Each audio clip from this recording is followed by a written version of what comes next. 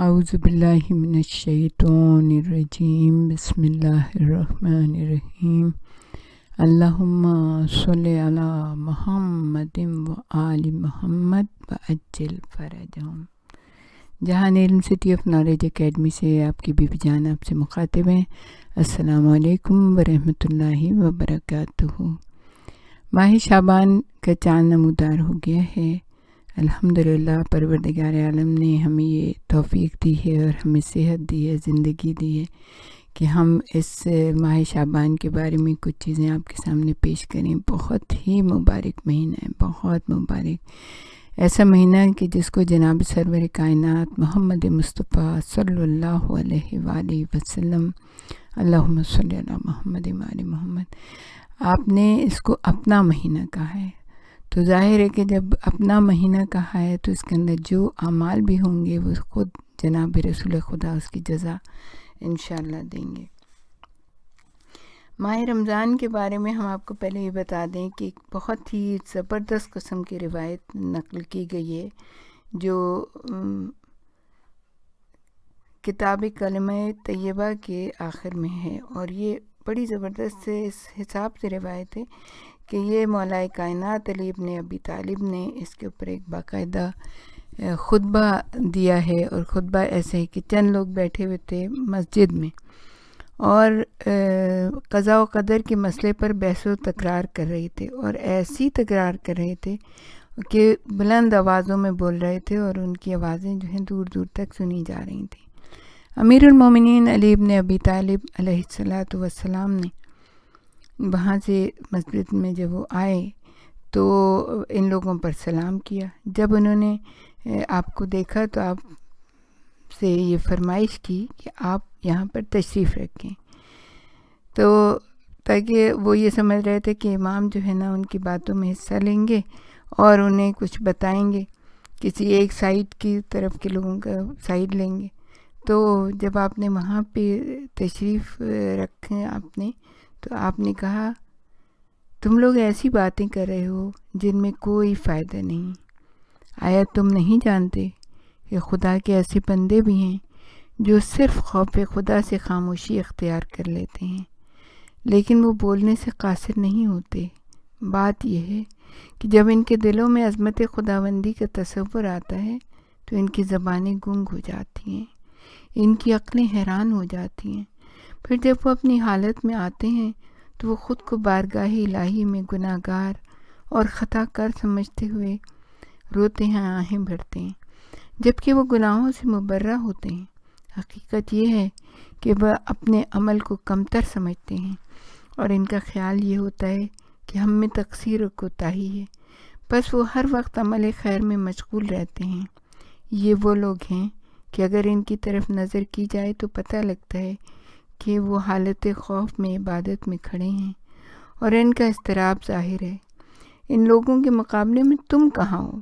کیا تم نہیں جانتے کہ سب سے بڑا دانا وہ ہے جو زیادہ تر خاموش رہے، اور سب سے بڑا جاہل وہ ہے جو بہت زیادہ باتیں کرتا ہو؟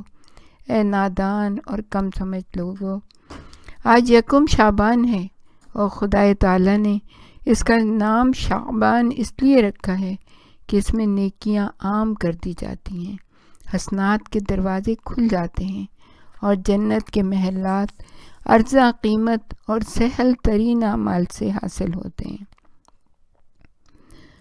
بس عبادت کر کے انہیں خرید لو۔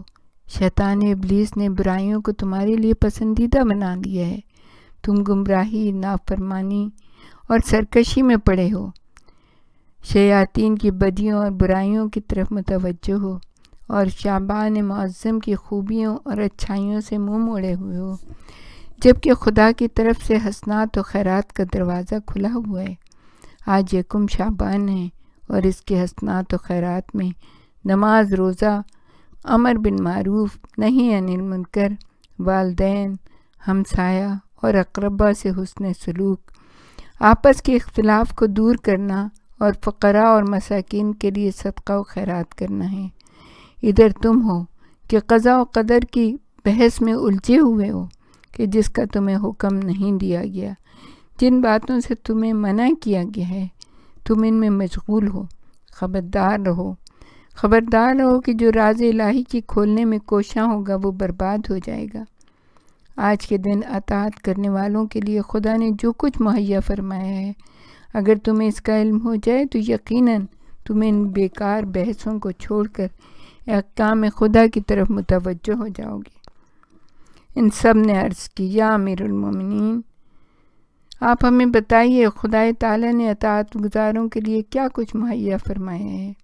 تب امیر المومنین نے ایک لشکر کا قصہ ان لوگوں کے سامنے نقل کیا کہ حضرت رسول خدا صلی اللہ علیہ وآلہ وسلم نے کفار سے جنگ کے لیے ایک لشکر بھیجا تو کافروں نے ان پر شبخون مارا، جبکہ وہ رات بہت تاریک تھی اور سبھی مسلمان پڑے سو رہے تھے۔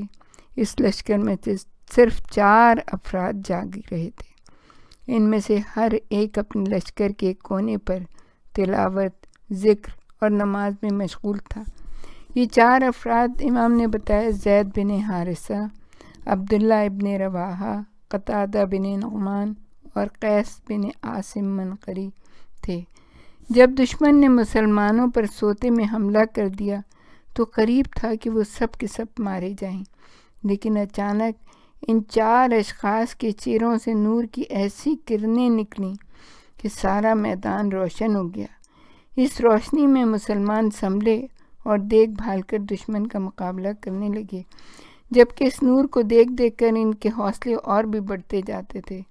پس انہوں نے دشمنوں کو تلواروں پر رکھ لیا، حتیٰ کہ بہت سارے مارے گئے اور بہت سارے زخمی اور اسیر ہو گئے۔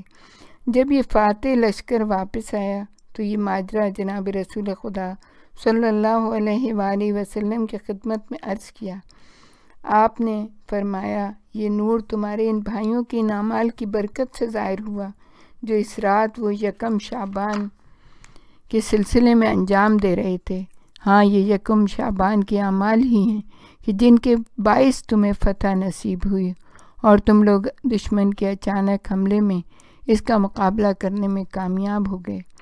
پھر حضرت نے ایک ایک کر کے 1 شعبان کے اعمال کا ذکر فرماتے ہوئے کہا، جب 1 شعبان کا دن آتا ہے تو شیطان اپنے سارے چیلوں سے کہتا ہے، ہر طرف پھیل جاؤ، لوگوں کو اپنی طرف بلاؤ اور انہیں خدا سے برگشتہ کر دو، جبکہ خدا رحمان اپنے ملائکہ سے فرماتا ہے، آج 1 شعبان ہے، تم ہر طرف پھیل جاؤ، میرے بندوں کو میری طرف بلاؤ، انہیں نیکی کی طرف راغب کرو تاکہ وہ سب باسعادت اور نیک بخت بن جائیں۔ البتہ ان میں سے سرکش اور نافرمان لوگ شیطان کے گروہ ہی میں رہیں گے۔ تو حضرت نے فرمایا، جب 1 شعبان ہوتی ہے تو بہشت کے دروازے کھول دیے جاتے ہیں۔ شجر طوبہ کو حکم ہوتا ہے کہ اپنی شاخوں کو پھیلا دے اور انہیں زمین کے قریب کر دے۔ اللہ کا ایک منادی یہ ندا دیتا ہے، اے خدا کے بندو اور اے نیکوکار لوگو، طوبہ کی ان شاخوں سے لپٹ جاؤ کہ وہ تمہیں اٹھا کے جنت میں لے جائیں، جبکہ بدکاروں کے لیے توہر کا درخت ہے، اور ڈرتے رہو کہیں اس کی شاخیں تمہیں جہنم میں نہ لے جائیں۔ حضرت رسول خدا صلی اللہ علیہ وآلہ وسلم نے اپنی ذات کی قسم کھا کے کہا، جس نے مجھ کو حق کے ساتھ رسالت پر مبعوث فرمایا ہے، جو 1 شعبان کے دن نیکی کرے گا تو وہ طوبہ کی شاخ سے لپٹ گیا اور وہ اسے جنت میں لے جائے گی۔ جو آج کے دن کوئی برائی کرے گا وہ توہر کی شاخ سے لپٹ گیا اور وہ جہنم میں لے جائے گی۔ پھر فرمایا، جو آج کے دن نماز پڑھے یا روزہ رکھے وہ بھی شاخ طوبہ سے لپٹ گیا۔ اس شخص کی طرح جو آج کے دن باپ بیٹے میں صلح کرائے، میاں بیوی میں سمجھوتا کرائے، رشتہ داروں میں راضی نامہ کرائے یا اپنے ہمسائے یا کسی اجنبی میاں بیوی میں مصالحت کرائے تو وہ بھی شاخ طوبہ سے لپٹ گیا۔ جو مقروض کی پریشانی کم کرے یا طلب میں تخفیف کرے تو وہ شاخ طوبہ سے لپٹ گیا۔ جو شخص آج کے دن اپنے حساب پر نظر کرے اور دیکھے کہ ایک پرانا قرض ہے جسے مقروض ادا نہیں کر سکتا، پس وہ اس قرضے کو حساب میں سے کاٹ دے تو وہ بھی طوبہ کی شاخ سے لپٹ گیا۔ جو کسی یتیم کی کفالت کرے، کسی جاہل کو مومن کی ہتک کرنے سے باز رکھے تو وہ بھی اس شاخ طوبہ سے لپٹا۔ جو قرآن کی تلاوت کرے، مریض کی عیادت کرے، خدا کا ذکر کرے اور خدا کے نام لے لے کر اس کا شکر ادا کرے، وہ بھی طوبہ کی شاخ سے لپٹ گیا۔ جو شخص آج کے دن اپنے ماں باپ یا دونوں میں سے ایک کے ساتھ اچھا سلوک کرے تو وہ بھی طوبہ کی شاخوں سے لپٹا۔ جو اس سے پہلے کسی کو غضبناک کر چکا ہو اور آج اسے راضی اور خوش کر دے تو وہ بھی شاخ طوبہ سے لپٹا۔ جو شخص جنازے کے ساتھ چلے تو وہ بھی شاخ طوبہ سے لپٹا۔ جو کسی مصیبت زدہ کی دلجوئی کرے وہ شاخ طوبہ سے لپٹا، اور جو شخص آج کے دن کوئی بھی نیک کام کرے وہ شاخ طوبہ سے لپٹ گیا۔ تو عزیزان گرامی، مطلب یہ ہے کہ پروردگار عالم کی جو رسی ہے، مضبوط رسی، جس کا ایک سرا پروردگار عالم کے پاس ہے اور ایک سرا بندوں کے، تو وہ بہت قریب ہو جاتی ہے وہ رسی، اور جو بھی نیک عمل کرتا ہے وہ اس رسی کو مضبوطی سے پکڑ لیتا ہے اور پروردگار عالم کی رحمتوں کے سائے میں پہنچ جاتا ہے، اس مقام کے اوپر کہ جہاں پروردگار عالم نے بہترین درجات اس کے لیے رکھے ہوئے ہیں۔ اس حدیث کا اگلا حصہ ہم آپ کے سامنے پیش کریں گے۔ بہت ہی جناب رسول خدا کی بہت ہی اتھینٹک حدیث ہے، اور اس کو جناب نوری نے لکھا ہے، اور جناب نوری کی جتنی بھی انہوں نے احادیث لکھی ہیں وہ بہت ہی اتھینٹک ہیں، اور علماء نے کہا ہے کہ جب بھی انہوں نے کوئی چیز لکھی ہے بڑی تحقیق کے ساتھ لکھی ہے۔ تو ہمارے ساتھ ہی رہیے گا، ہم آپ کو اور بھی بہت کچھ شعبان کے بارے میں بتانا چاہیں گے۔